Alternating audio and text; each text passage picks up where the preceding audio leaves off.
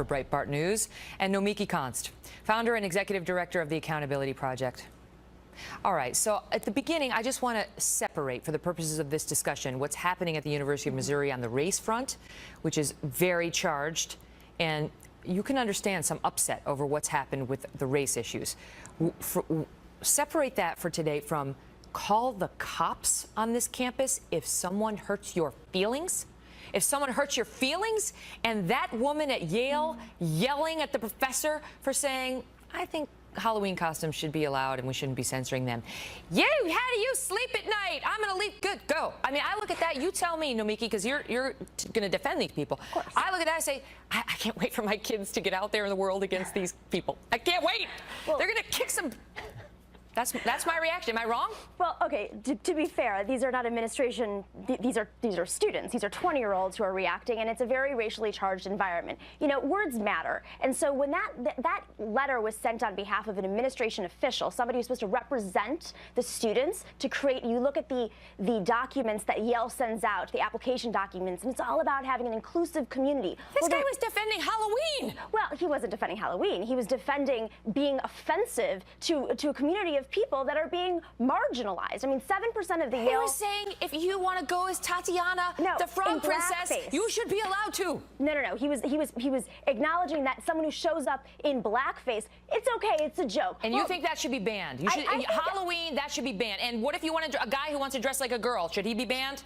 Listen, there are the stereotypes. There's plenty of stereotypes that we have changed over time. Things that would now be totally unacceptable. We had this debate about things gender expression would be offensive if you want. So well, a guy dressed up as a female nurse. That's not for white people to determine. That's not. These things are not for the people who are doing it to determine. It is for those who feel hurt. If you feel hurt, that's fantastic.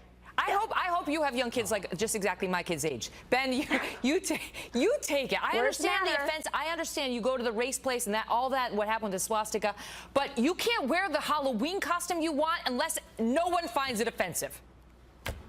Well, now the selectively offended get to run the rest of the country. I mean, this is what we are creating. We are creating a society of panty-waist fascists. What we are creating is a group of people who are oversensitive to everything and then are willing to call the cops as soon as they are offended. It's actually incredible, and it's a violation of the First Amendment, which you saw with a professor from the Mass Communications Department at Missouri telling reporters that they have no right to be there, and at Yale you have students shouting people down. If this is the climate that we're supposed to create, if this is supposed to create openness and tolerance on the campus, I'm missing the openness and tolerance in let's call the police if I'm mildly offended because my feelings have been hurt. I mean, this is creating a country of crazy people. How can you watch this and not go crazy and think that everyone who's involved in it is crazy in the first place? How about that woman from the communications department, Nomiki? Listen, shutting down the student reporters from filming the protests she was promoting. Guess how you promote them? Put them on TV. I do agree with that, and I think that Josh Earnest has said the same thing.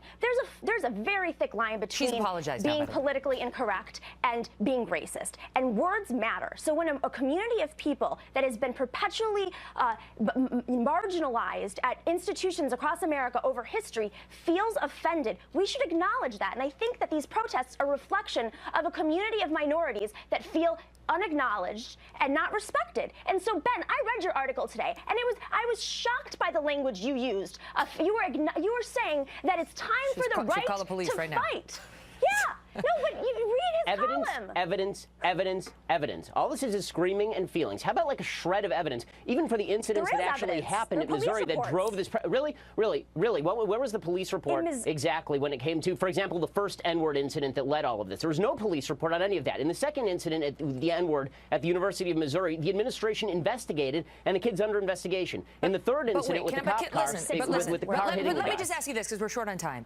You tell me, Nomiki, whether we are training these kids to be little cupcakes who never have to encounter anything offensive, assuming everything you said is offensive. They never have to encounter it because they can call the cops or they can get their administrators fired, or whether it's better to educate them that there are offensive things in life. There are insulting things in life. There are people who will say very incorrect or impolite things about you, politically incorrect things about you, very publicly and in a way that you might feel very offended by. And you have to deal with that in life. I think people understand that, but I think that, this is a blame the victim situation. We should be ridding the world of bigotry. We should be talking about that rather than blaming it on the victim who feels hurt disrespected on campus, who doesn't feel heard by their administrators. I love that utopia. It doesn't exist. It's not realistic. It does not exist. Good luck getting rid of all the Blame bigotry. the victim. Well, we can all the look at bigotry. it. We're just That's going to wipe the world. progress. We'd love to, Progress. but it's not reality. They I gotta literally just fired a white guy for being a white guy, and he's the victim. Okay, I got to go. Not true. Great debate. Thank you.